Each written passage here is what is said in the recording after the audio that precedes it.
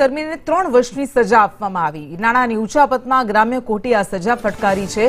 3 વર્ષની સજા સાથે 10,000નો દંડ ફટકારવામાં આવ્યો છે। ગુના નિવારણ શાખાના અધિકારીઓને સજા ફટકારાઈ। 20 લાખથી વધુના નાણાની ઉચાપત કરી હતી। હિસાબી શાખાના યોગેશ ગુપ્તાને સજા ફટકારાઈ છે। વધુ વિગત સાથે સંવાદદાતા દિવ્યા ચૌહાણ આપણી સાથે જોડાઈ ગયા છે। દિવ્યા, પોલીસ અધિકારીઓને, પોલીસ કર્મચારીઓને સજા ફટકારવામાં આવી, આખો મામલો શું હતો?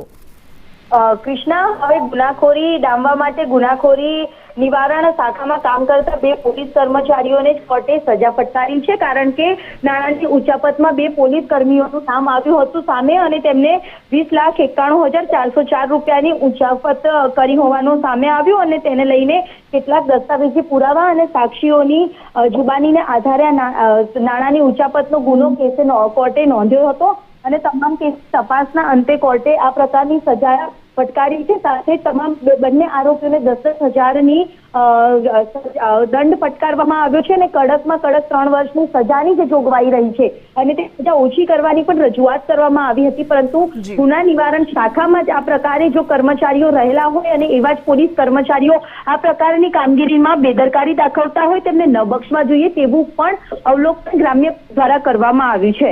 જી બિલકુલ, આભાર આપનો।